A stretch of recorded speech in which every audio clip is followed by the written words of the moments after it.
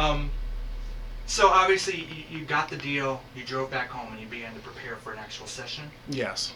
Can you tell me what the preparation was and then what the first session was like? Well, the preparation really was just getting the records together that were going to be dropped on there, all the drops.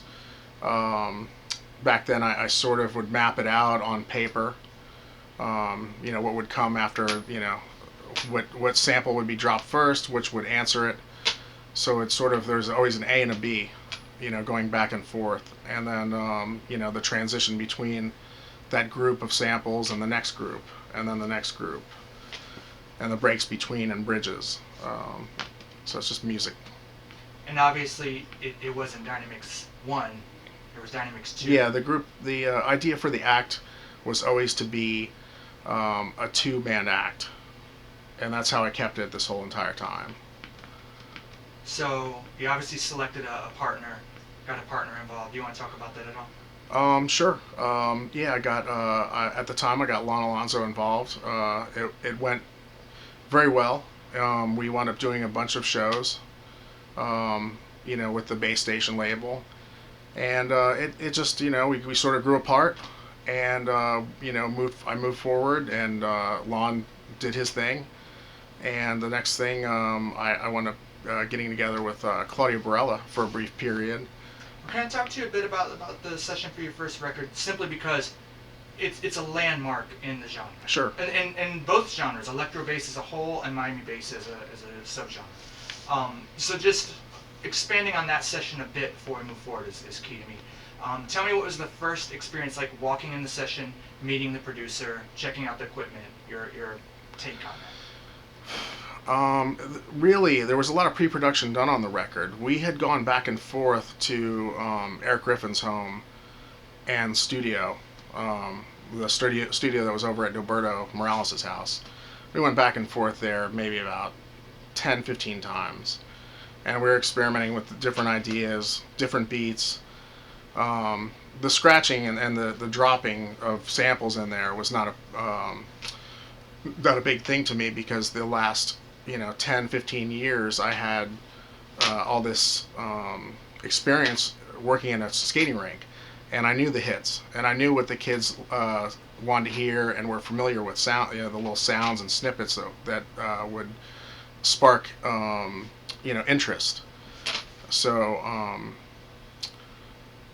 the sessions that would follow that, we would go to Eric's house, and he was programming some beats. They were a lot slower. He was really into Jazzy Joyce. I remember that, and it was a profile record. And the beat was probably about 110 beats per minute. It was really slow. And I remember there was always a sort of an ongoing argument between us and Eric of having the record be faster, because he wanted it hip hop, and we wanted it more like a skating rink record, a teen club record. And we wanted to keep pushing to make it more of a dance-friendly song than a slower hip-hop, 110 beat per minute, bass record. So we finally won, and we sort of settled on 119 beats per minute, 118, which was a lot faster.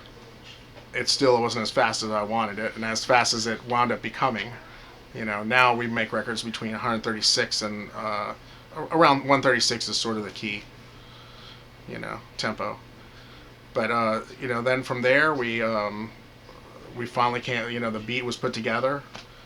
We went back and forth with it and arranged it with him, and then we went to the studio to record it and put the drops in, and Give the DJ a Break was born.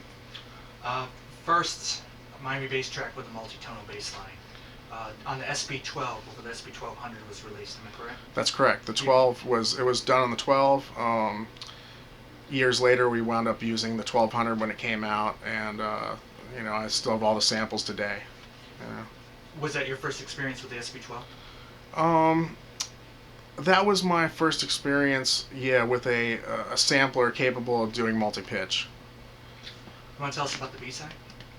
The B-side was Straight from the Jungle, and it was sort of almost a comedy bass record. It had samples from this early cartoon called George the Jungle, and we got the record, a TV Tunes record that had this song on there, and Eric sampled some stuff, and he had a hook on it, and then we did all the drops. It was kind of a one of those records that you do, and you're like, I wonder why people like this.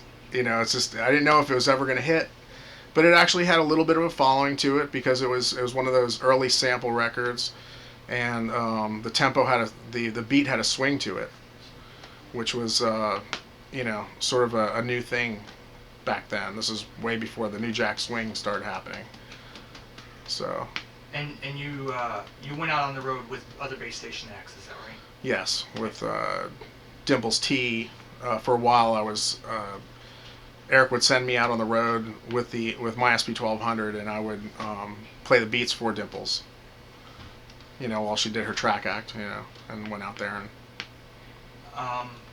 What inspired you to get an SP 1200? Just the functionality of it, knowing that you could do multi-tuned samples.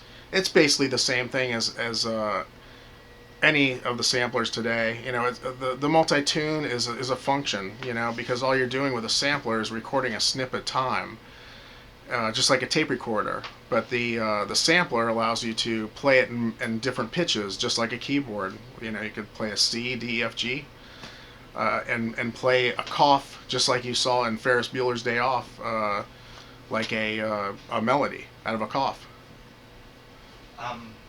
Is this when Gordon Chin enters your professional career? Gordon Chin enters a little bit after that. It wasn't until Feel the Bass came out. I would say maybe like 3 or 4 more years later.